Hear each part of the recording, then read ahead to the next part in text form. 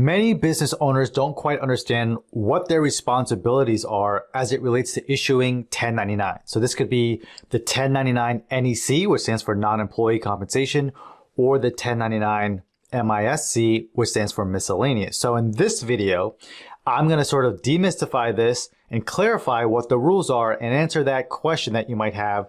Do you, as a business, need to issue a 1099? All right.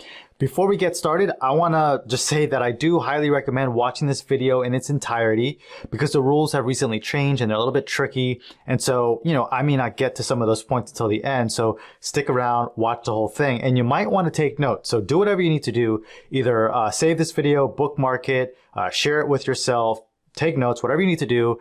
So that you can remember these rules, all right? So before I tell you and dive right into the 1099 NEC and the 1099 miscellaneous, let me first perhaps tell you why you should be listening and pay attention, because the reason why is if you blow this off and you don't issue these forms and the IRS finds out, the penalty is at a minimum $110.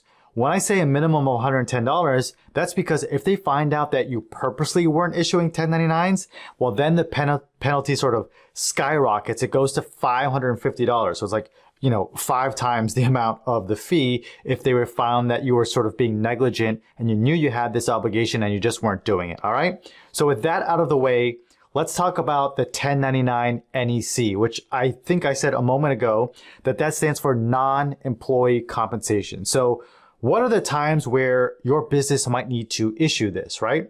So anytime your business, right, is paying an individual or another business, such as a subcontractor, for services, right? This is not for buying product, but for performing a service. So let's say they did video editing for you, or they did some repairs to your business property or something like that. They're performing a service, then that individual or other business is not an employee of yours, right? Meaning they are not on your payroll and you are not going to issue them a W-2 at the end of the year, right? So let me just kind of recap that. You have a business and you're paying an individual or another business for services, and that individual or business is not an employee of yours, then you may be responsible for issuing a 1099 NEC.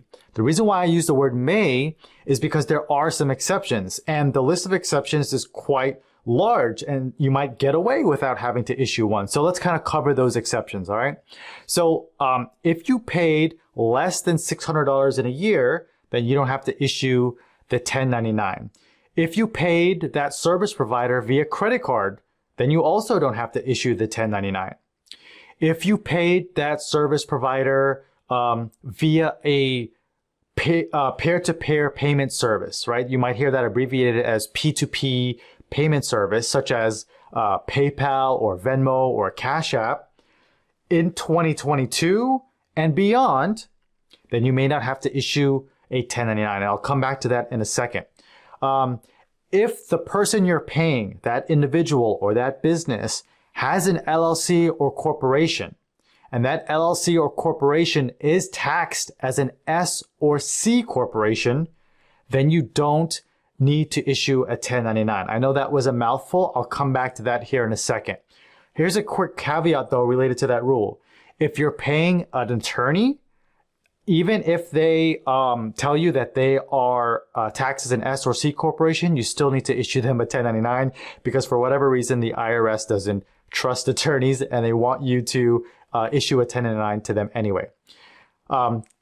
Moving forward with this list of notable exceptions, if you're paying, so let's say you have a virtual assistant and that person is overseas and they don't produce any of their work or perform any of their work in the US, they live overseas and they perform their service overseas, you don't need to issue a 1099.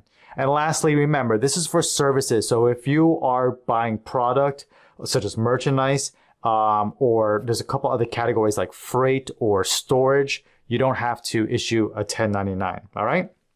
So that was a list of times where you do not need to issue a 1099 NEC. That said, let me sort of touch on a few things I mentioned before and also provide a list or a short list of where you actually might need to issue the 1099, all right? And that's when you paid an individual or a business $600 or more, and you paid them via cash, you paid them via check, or you paid them via Zelle.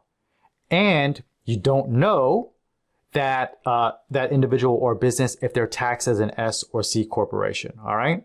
So let me touch on real quick why I made a distinction here about if you've made these payments in 2022, or perhaps you're watching this in the future, 2023 and beyond, or you issued these payments in 2021 or prior, why the rules are sort of different now, all right? So as of 2022, you are no longer required to issue a 1099 for payments sent via PayPal, Venmo, Cash App, or a similar service, because those peer-to-peer payments, they are now required to issue a 1099-K. It's a form called a 1099-K with the IRS and send a copy to the recipient of the funds, all right? Zelle is an exception to this rule because Zelle is not considered a third-party payment network. Zelle's transactions are actually directly going from a bank to another bank, all right? So saying that another way, if you pay them via cash, check, or Zelle, you need to issue the individual or business a 1099-NEC in 2022 and going forward, all right? If it's 2021 and prior to that, and you issued them payment via cash, check, or you use a peer-to-peer service like Venmo, Cash App, whatever, then you needed to issue a 1099 for those 2021 payments, all right? The whole 1099-K thing is a 2022 moving forward type of thing. All right, let's talk about the 1099 miscellaneous, which, this is for payments for not services. So payments not related to services.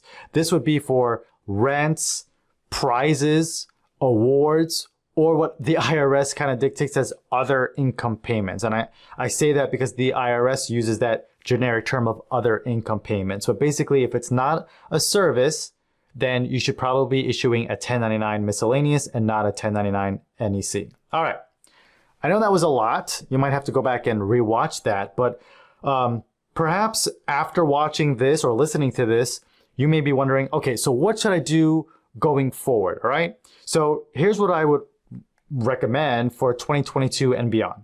If you're thinking about engaging a subcontractor, all right, or an individual that may require you to issue a 1099, this is what you should do.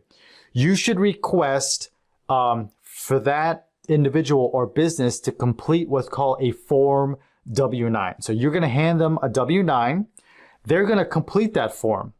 And based on how they complete that form will indicate to you if you should issue them a 1099 or not. So if they check the box that they're an S corporation or a C corporation, then you don't need to issue a 1099 to them unless they're an attorney, right? I mentioned that sort of caveat earlier.